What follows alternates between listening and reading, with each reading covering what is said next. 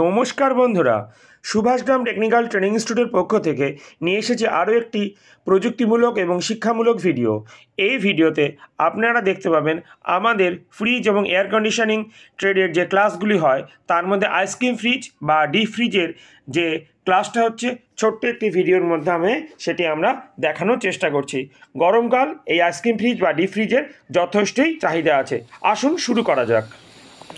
এটা হচ্ছে chest freezer বা ডিপ ফ্রিজার বলে থাকা হয়, কেউ কেউ এটাকে আইসক্রিম ফ্রিজও বলে থাকে।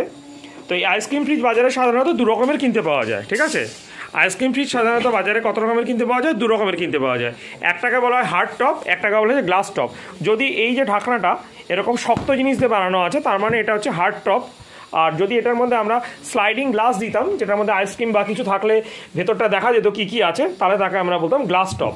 তো এটা হার্ড টপ টাইপের আমাদের রয়েছে, আর এটা রয়েছে আমাদের গ্লাস টাইপের, দু রকমের হয়ে থাকে। তো এবার এর পেছনে যে মেকানিজমটা থাকে, যেখানে কম্প্রেসার এবং অন্যান্য জিনিসগুলো থাকে, তা সেই চেম্বারটা খোলা হয়েছে। চেম্বারটা খুললে ওখানে আমরা দেখতে পাচ্ছি যে কী কী আছে। একটা কম্প্রেসার যেমন থাকে, এখানে সাধারণত রেসিপ্রোকেটিং কম্প্রেসার যেটা ফ্রিজে ব্যবহার হয় সেই ধরনের কম্প্রেসার ব্যবহার হয়েছে। এবং এই কম্প্রেসারের মধ্যে যে ধরনের গ্যাস লাগানো থাকে বা গ্যাস ব্যবহার করে, যেটা R600 লেখা আছে, R600 মানে রেফ্রিজারেন্ট 600 গ্যাসের মধ্যে দেওয়া রয়েছে। এবং এটা কম্প্রেসারটাকে চালু করার জন্য আমাদের রিলে ওএলপি যেমন থাকে ফ্রিজে তেমনই রয়েছে। এক্সট্রাভাবে থাকছে একটা 3 থেকে 8 MFDর ক্যাপাসিটর, আর এইখানে থাকছে থার্মোস্ট্যাট, এই জায়গায় থাকছে থার্মোস্ট্যাট। যেমনভাবে আমাদের গ্যাস চার্জিং লাইন বন্ধ করা আছে।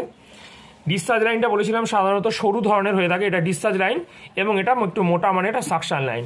এখানের মধ্যে আমাদের ফিল্টার ড্রায়ার, ঠিক আছে, ক্যাপিলারি সবই রয়েছে। কিছু কিছু ফ্রিজের মধ্যে এই জায়গায় একটা এক্সট্রা ফ্যান থাকে কম্প্রেসারটাকে ঠান্ডা করার জন্য। এছাড়াও কিছু কিছু এর থেকে বড় ধরনের ফ্রিজগুলোর মধ্যে, এগুলোর ক্ষেত্রে যেমন বডিটা পুরো কন্ডেন্সার, এর পুরো বডিটা কন্ডেন্সার, ভিতরটা যেমন ইভাপোরেটর থাকে, এটাকে আমরা বলি স্ট্যাটিক কন্ডেন্সার, মানে স্থির অবস্থায় রয়েছে। এছাড়াও একটা এক্সট্রা কন্ডেন্সার এখানে বসানো থাকে, যেটা ফ্যান দিয়ে ঠান্ডা করা হয়। এই ধরনেরও বড় বড় সিস্টেমগুলোতে ব্যবহার করা হয়। এগুলো সাধারণত 300 থেকে 500 লিটার অবধি ফ্রিজগুলোতে এই একই সিস্টেম ব্যবহার করা হয়। অ্যাবভ 500 লিটারে চলে গেলে তখন এক্সট্রা করে ফ্যান, এক্সট্রা করে কন্ডেন্সার এগুলো দেওয়া থাকে, ঠিক আছে? ক্লাস চলছে সম্পূর্ণ হাতে কলমে প্র্যাকটিক্যালভাবে। আপনারাও যদি এই ধরনের কাজগুলো শিখতে চান ফ্রিজ এবং এয়ার কন্ডিশনিং সিস্টেমের ওপরে, তাহলে অবশ্যই আমাদের সাথে যোগাযোগ করুন এই নাম্বারে 9836060365। ধন্যবাদ।